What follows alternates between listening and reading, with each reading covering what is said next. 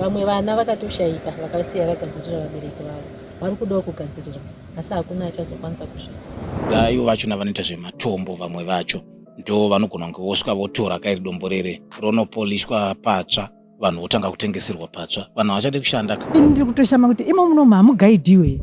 Ini kugara nekugara ndaitofunga kuti kuda kumakuva kuna vanhu vanogaidha ini.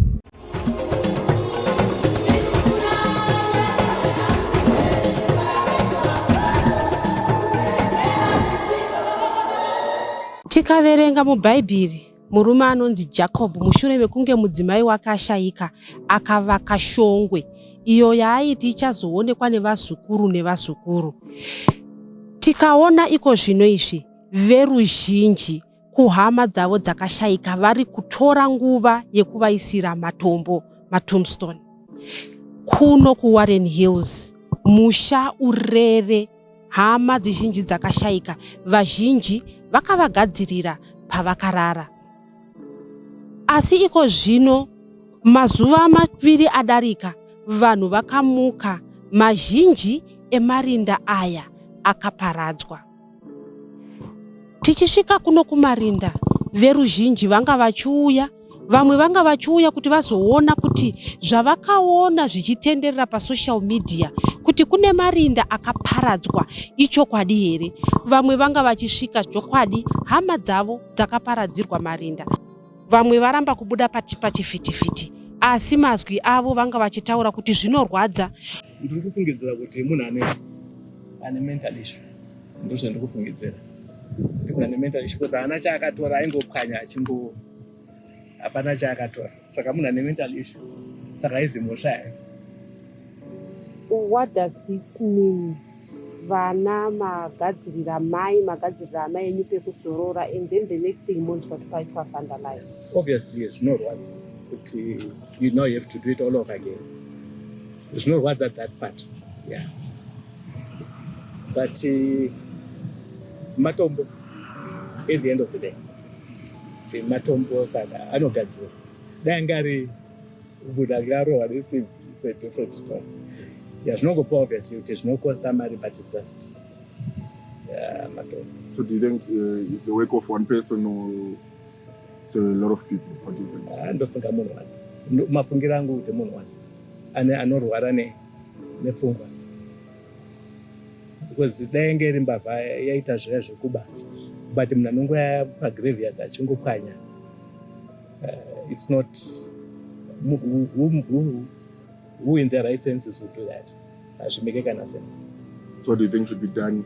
Maybe a suggestion to the people of this place? Ndofunga vanofanira kungopa protector better, but they should have maybe someone anogada manero achingona kuti something like this azviitike futi, because they've actually been macases kuti vanhu vanobirwa matombo and things like that.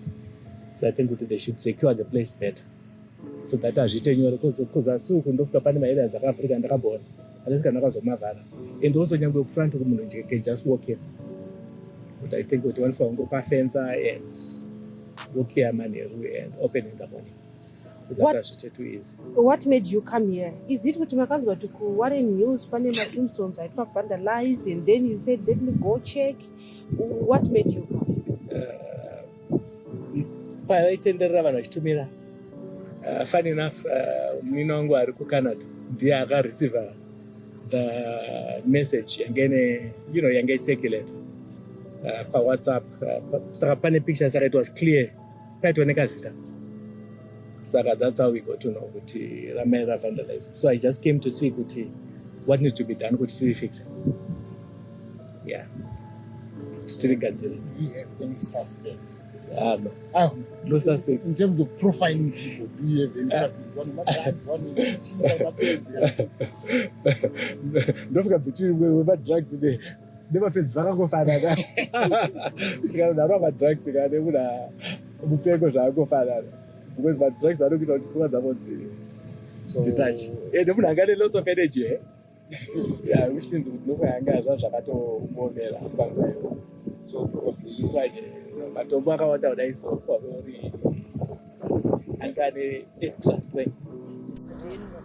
I think with us at the end of the day, we believe in God, we believe in Christ, and we believe that no harm will be done to our Father's Spirit because of the prayers that we always do when we come here.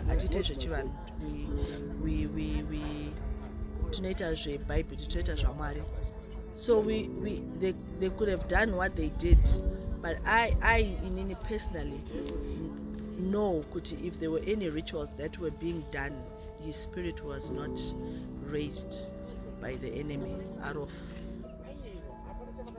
wherever God had taken him. I know that for a fact. My fear was my mom. Because I think Isuzu, our family was the first family to hear about this, because we heard it early on Tuesday, but we then just kept quiet. But now we had to tell my mom yesterday, because it was now on PA News. But for me, I was disturbed, but I'm okay.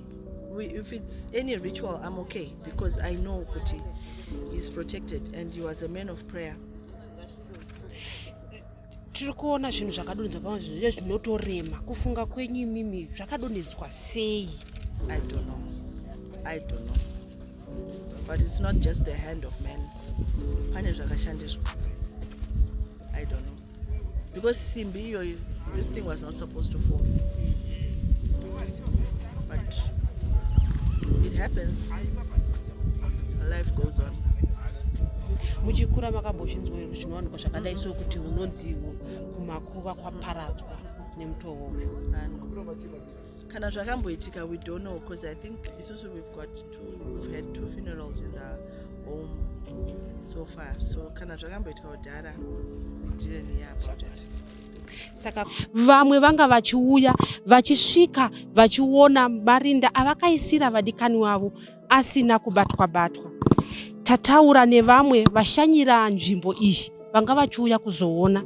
Vamwe vauya vanzwa kuti kune akaparadzwa vakasvika, vakati ivo vasvika ehama dzavo asina kuparadzwa, asi vanorwadziwa kuti mamwe akaparadzwa, nokuti kazhinji kana munhu aisira vabereki vake kana hama yake dombo anenge achiti apedza.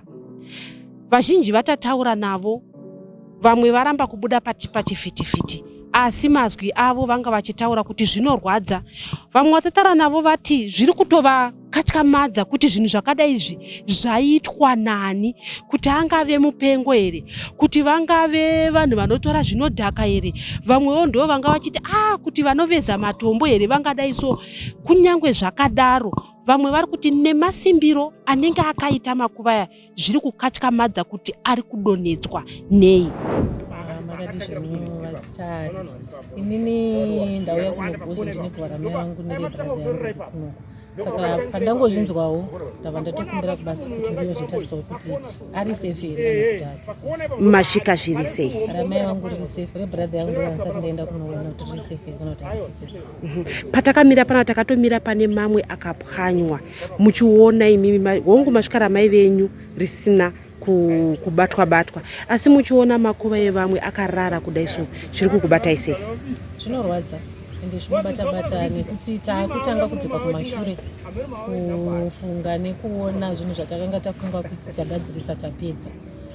It's so unfortunate kuti munhu anowana simba rekumuka manheru kana makuseni, we don't know, achiuya kuzopwanya chinenge chagadzirwa nevana vevamwe. Mari iri kunetsa munhu wese. Munhu ukaona wakugona kuita kuti ndinokwanisa kungopwanya chinhu chaitwa nomumwe munhu zvinorwadza. Ndeapi mashoko amuda kutaura kunoita zvemutemo kuti vanochengetedza nzvimbo dzakarara vafi vedu? Tinongokumbirawo kuti dai zvaibvira pawanikwa vanhu vanongopatrola during the night, because zvinhu zviri kunzi zvakaitwa manheru masikati. Hatifungi kuti pane munhu angaite chivindi chekuuya kuzoita zvaangaita. Havangoti security yavo ive feritaiti. It's so painful kutanga kugadzira chinhu chaunenge wati wapedza. Vamwe vana vakatoshaika vakasiya vagadzirira vabereki vavo, vari kudawo kugadzirira asi hakuna achazokwanisa kusvika. Okay, pane issue yakacirculata on social media yema-tombstone ekuWarren Hills anga akapwanyika. So we also have our mother who is here, like to me it's my aunt, so we thought of coming here just to see because area yacho is the same area with where she is laid. So we actually wanted to also to see if she was her grave, her tombstone was not affected. Masvika mukariona rakaita sei? Aiwa riri right, riri intact. Mambotenderera here mukaona mamwe akapwanyika?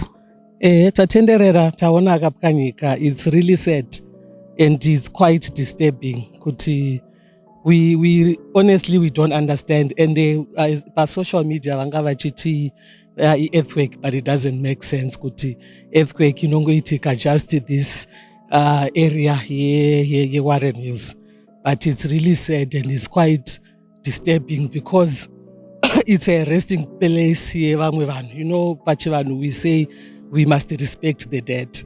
So kana munhu akuuya achizoita temper with pakavigwa vanhu, it's a really sad situation and scenario to watch. Tingati here zvinhu izvi zvaikwanisa kunge zvakadzivirirwa, kuri kuti zvaida kudziva chii chingaitwe kuti zvinhu zvakadai zvisazodzokoredzeka zvakare? Yeah, I think kudzivirirwa zvinodzivirirwa, because I'm not really sure in terms of security yemuno, because normally panofanira kunge pane security. Wozukazona nemakuva akapwanywa akawanda kuti zvinhu izvozvo zviitike. I think panofanira kunge pane at least security, because tikatarisa panapa it's not the whole gravesite haisi fenced. So maybe vakaisa jurahol first, vakaisa jurahol poiswa magates, and then there's security, and also just a bit of ma lights, because kuno kumanheru to be very dark. So I think it could have been prevented maybe kudai pampane security.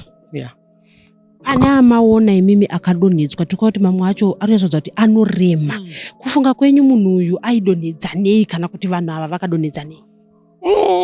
Ipapo I think somehow vanga vatone vanhu vakatowanda, like manpower yakawanda, or maybe vanga wane something chibulldozer chinototakura, because mapwanyiro acho aitwa mamwe ekuti unoona kuti pane chinhu chapula kudai. So I think panga pane manpower, or they were using something chinotodhonza kudai.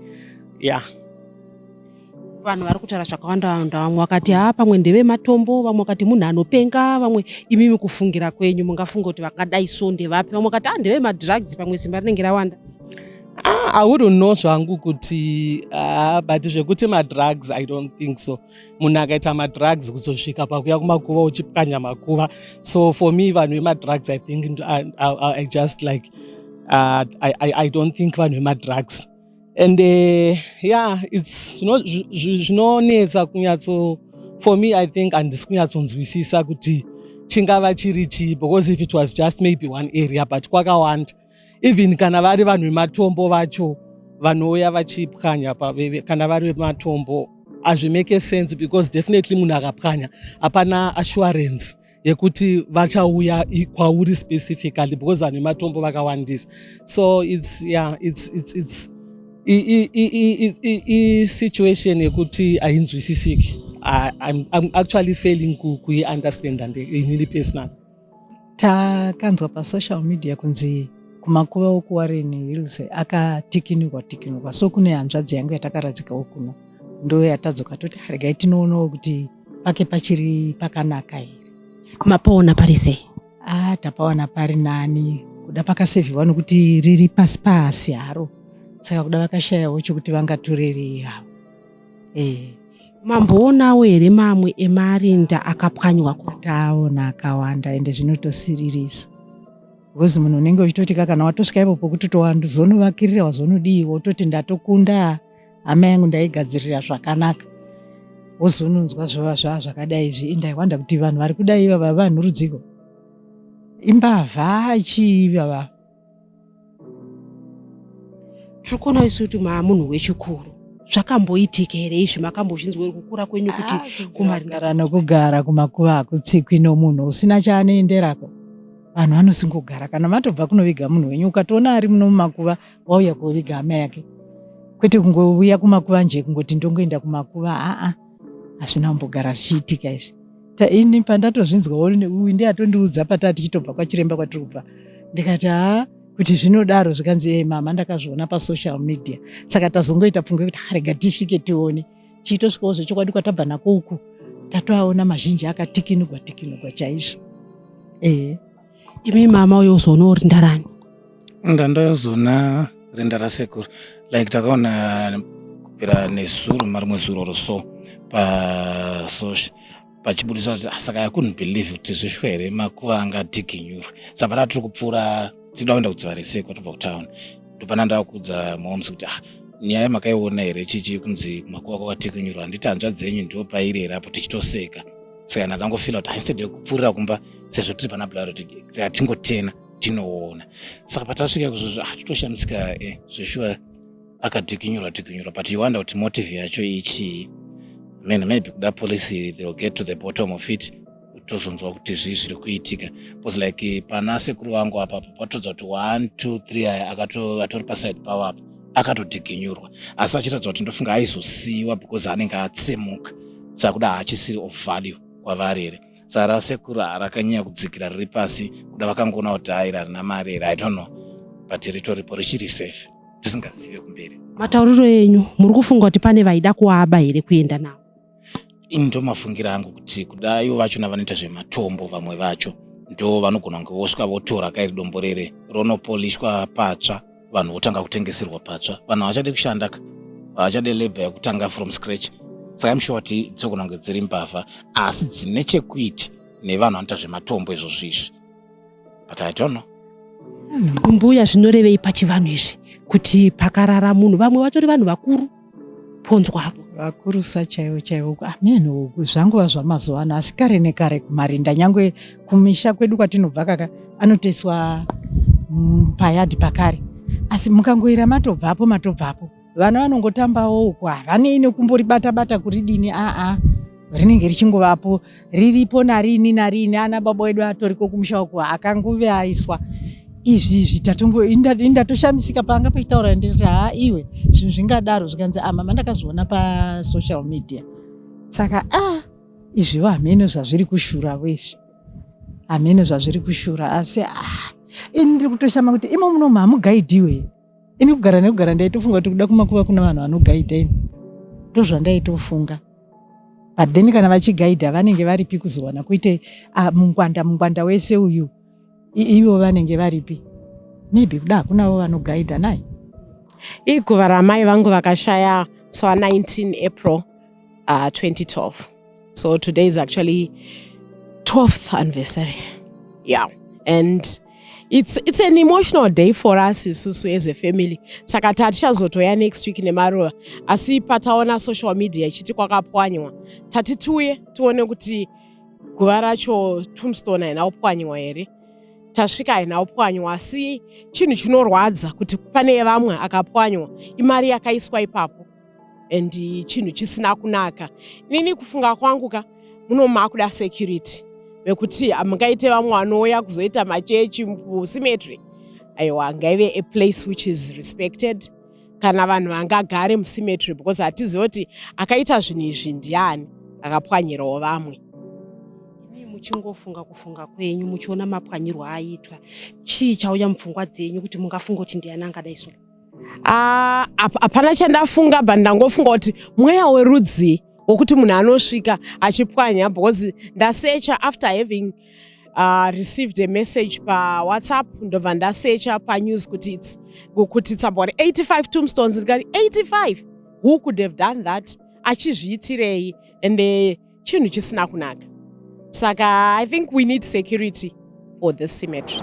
Mamwe anga akadonha chinenge chakamira ndo changa chakadonha. Mamwe anga achibva adonhera parinda robva ratsemuka. Mamwe acho vamwe vanga vachiti zviri nyore pamwe kuzokwanisa kuadzorera zvakare nekuti anga achingodonhedzwa. Kunyangwe zvakadaro tiri kungokatkamara kuti chii chakaitika kumarinda ekuWarren Hills. Tiri kusangana zvakare pachirongwa The Village. Zita rangu ndinonzi Stella Musha. Kune vasati vaita subscribe chishuwo chedu kuti muve munoita subscribe kuti muri yedu yeDestiny TV irambe ichikura. Toda kukuzivisai zvakare kuti kwane Destiny TV Facebook page. Shanyirai Facebook page yedu yeDestiny TV uye kuti zvose zvamunonyora mu comment section tinotora nguva yekuzviona.